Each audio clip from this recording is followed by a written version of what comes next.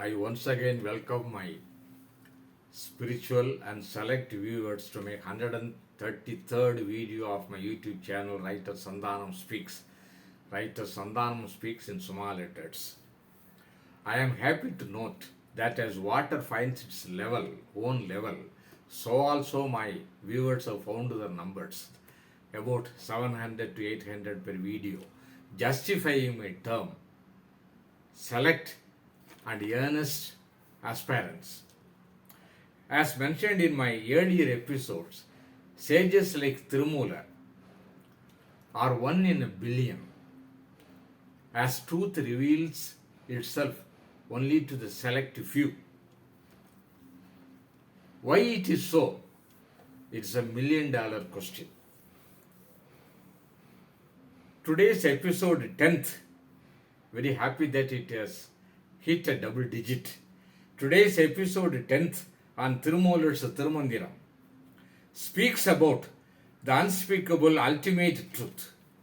It might look at the first sight a contradiction, an oxymoron, to use a figure of speech. Thirumoolar is not only an enlightened sage but an able communicator, a poet par excellence.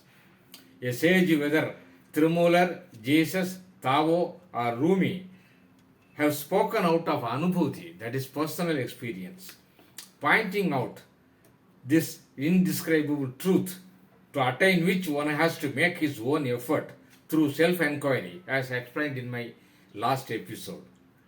A sage is a living truth beyond which there is nothing to be attained. Quote, I have attained that state beyond which nothing is to be achieved, and this is my last birth. Quotation ends. Proclaimed Buddha. Similarly, all these sages say in one voice that there is only one truth, accepting which there is no other truth, and it is beyond description, as a human thought and words are absent there. Coming to this poem, the poet Thirumoolar, by his literary mastery and spiritual delivery, confirms the above fact. Let me recite it and translate it as usual with my limited understanding. உரையற்ற ஒன்றை உரை செய்யும் ஊமர்கள் கரையற்ற ஒன்றை கரை காணலாமோ திரையற்ற நீர் போல சிந்தை தெளிவார்க்கு பொறையற்றிருந்தான் புரிசடையோனே. Translation. O fools, you try to put down in words the truth, wordless. How could one reach the shore of the shoreless?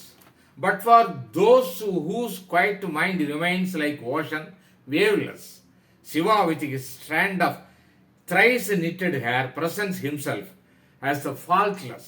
So truth is wordless, shoreless, waveless, and faultless. The ultimate truth, the beginning of all beginnings and end of all endings, is beyond human thought, but presents itself before the liberated souls only. It is a classic case of a sight to see but not to tell. The sight is non-phenomenal, incomparable, pure consciousness, an objectless subject.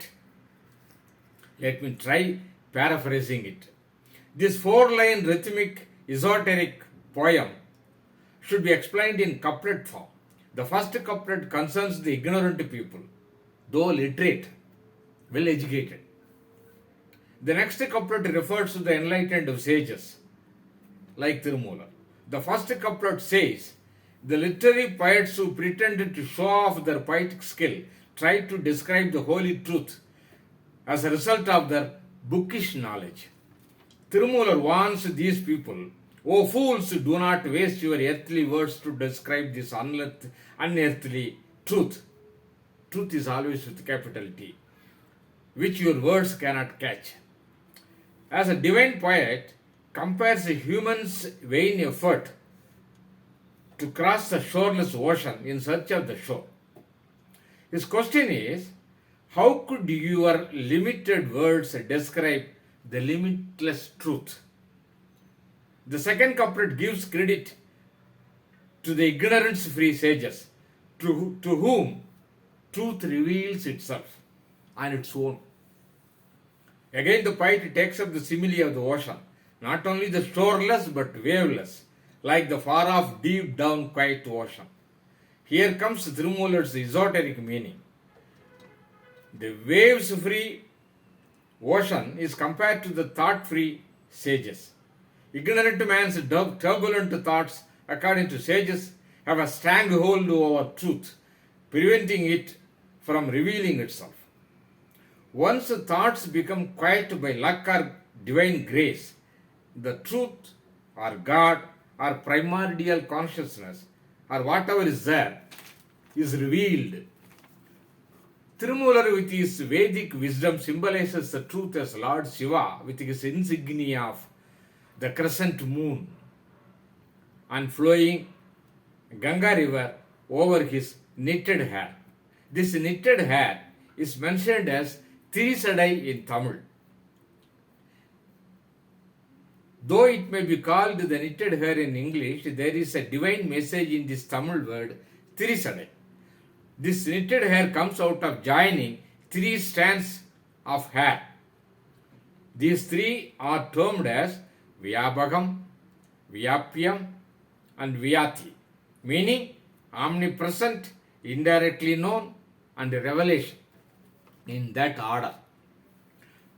On joining these three strands of hair, it becomes one. It is spiritually called Advaita, the one without the second. It is like three rivers merging into the big one ocean. Here again, Thirumoolar proclaims whatever he has seen and experienced is beyond the description of words. Why? Because the thought wave is absent in a sage. As you know, words are the children of thought. When thought stops, words too stop. The Taittiriya Upanishad says, quote, the words return along with the mind, not attaining it. Quotation ends. The mind's grandchildren, as it were, are words. Another voice from Sri Ramana Maharishi says, quote, truth is beyond words. It does not admit of explanation. All that is possible to do is only to indicate it. Hence, whatever is said by sages is not a full description, but only a hint.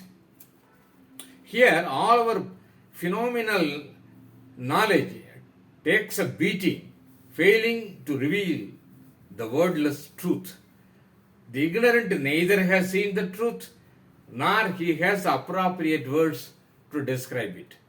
The sages go one step further and say, quote, it is not knowing the truth, but being the truth.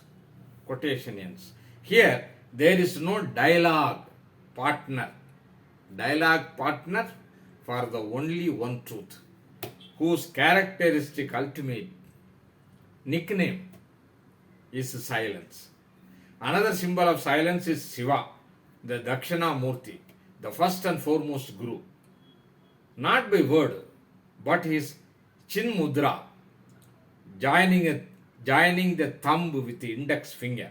He teaches his four disciples seated at his feet the secondless Advaita.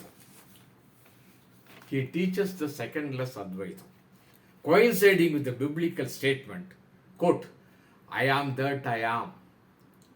It is further explained in one of the Upanishadic Mahavakyas, that thou art, within quotation. This is the sum and substance of Thirumoolar's poem. We use words in this phenomenal world for communication purpose. Even Buddha terms it as Sammuti truth, as against Paramardhika truth.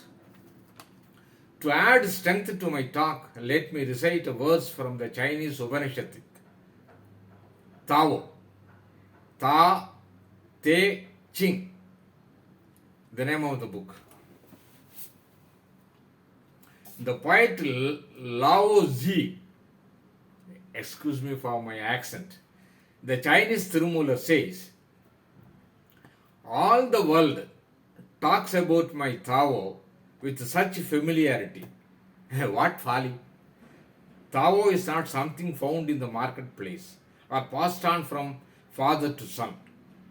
It is not gained by knowing or lost by forgetting. If Tao were like this, it should have been lost and forgotten long ago. Here it is worth mentioning about Yuji's words. He also says about this truth. What I am saying is outside the field of teachability. Is there any doubt? Clear, my dear viewers, that wisdom is independent of time, place, and language? Only sages with their wisdom eye could indirectly indicate it, as Thirumoolar in this poem tries to reveal. Sweet becomes sweet only by tasting it and not by describing it, however your language skill is.